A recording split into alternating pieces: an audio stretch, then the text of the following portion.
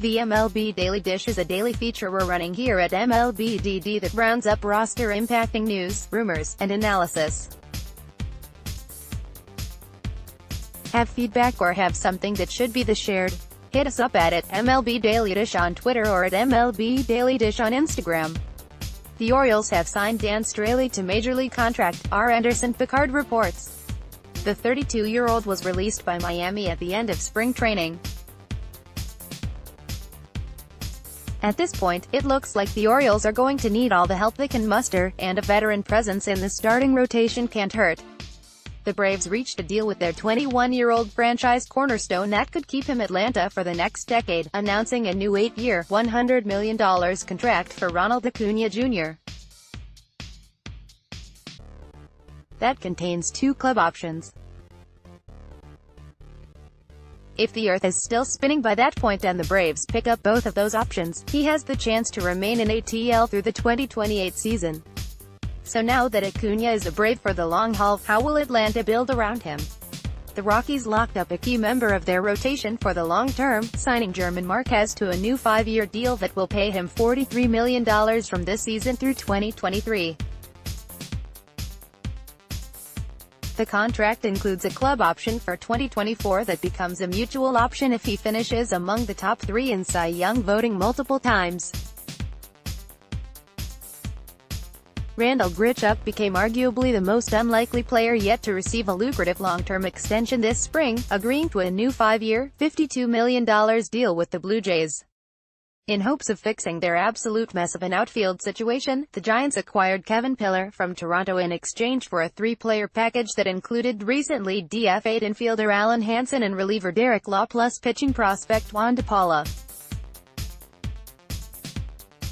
The Yankees are currently the walking wounded, as they found out that not only will Giancarlo Stanton miss time with a biceps injury, but that Miguel Andujar is sidelined with a shoulder injury and could have to undergo season-ending surgery.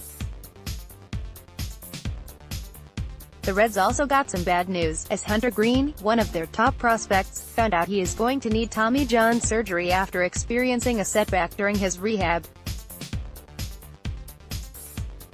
Why can't we have nice things? Oh, did you think just because baseball was back that these mega contracts were done for now? Think again.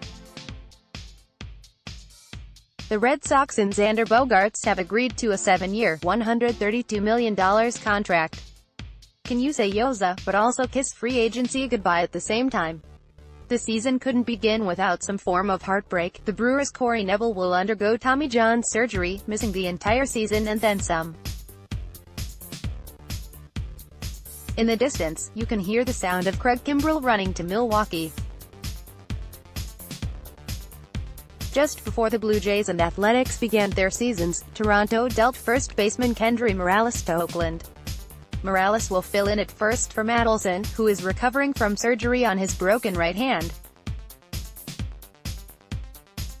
Despite the fact that recent rumors suggested the Mets and Jacob deGrom were at somewhat of an impasse in contract negotiations, New York ended up reaching an agreement on an extension with the 2018 NL Cy Young winner. He'll receive $137.5 million over the length of the deal, which runs from 2019 to 23 with a club option for 24. That's good news for Mets GM Brodie Van Wagenen, deGrom's former agent, who said last summer that the team should either extend his then-client or trade him. On the same day that deGrom signed, the Cubs agreed to a lucrative long-term deal with their own lanky right-hander. Kyle Hendricks' new deal is a bit complicated in its structure. It guarantees him $55.5 million from 2020 to 23, includes a vesting option for 2024 based on 2020 NL Cy Young voting, and maxes out at $79.8 million with that option and the available incentives. Hendricks joins Yu Darvish as one of 2 Cubs starters now locked up through the 2023 season. The Astros took part in Extension Palooza 2019, adding 2 years and $66 million onto Justin Verlander's current deal. RIP free agency. Blake Snell had himself quite the 2018 season on his way to his first Cy Young award with the Rays. As a result, he wasn't particularly happy when Tampa didn't give him much of a raise, at least at first, for the 2019 season. He is likely to be a bit happier now that he signed a 5-year, $50 million extension with the team. Not to be outdone, the Cardinals have wasted no time in making sure the newly acquired Paul Goldschmidt doesn't go anywhere for a while, as he also signed a 5-year extension. Goldschmidt's situation isn't quite the same as many of these young stars signing extensions, given that he is 31 and was on the last year of his deal, but the sheer number of extensions we have seen lately is fascinating. Highly touted outfield prospect Eloy Jimenez and the White Sox have agreed to a 6-year, $43 million contract extension that contains 2 club options.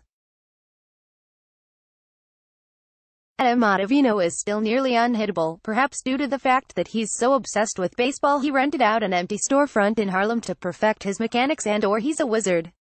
Even though Trout received nearly $500 million and will end up as the most highly compensated athlete in the history of pro sports, our Stephen Tolbert argues that the contract is still a steal for the Angels. Pay of minor leaguers has been a hot topic of late, with the reporting by Emily Walden of The Athletic plus the Blue Jays proactively increasing what they pay their minor leaguers. Now, it looks like MLB is looking at finding ways to increase mill pay in recent discussions. Long overdue, given how many players have had to live on basically nothing, but a welcome development nonetheless. Not only is MLB implementing some rule changes over the next couple of years, but they are also workshopping other changes in the Independent Atlantic League to see how things work or don't work. Our own Stephen Tolbert took a look at these potential changes to see what impacts they could have on games. While it seems like a clear-cut, no-brainer deal for almost any team in need of a pitcher, Stephen Tolbert breaks down the tricky part about signing Dallas Keuchel. Let's take a moment to be shocked and surprised. MLB's revised roster rules could end up punishing the players. That's thanks to a new limit on pitchers. While it's yet to be confirmed, multiple reports have stated that come 2020, teams will only be allowed to carry 13 pitchers on their big league roster, and a significant reduction on September call-ups.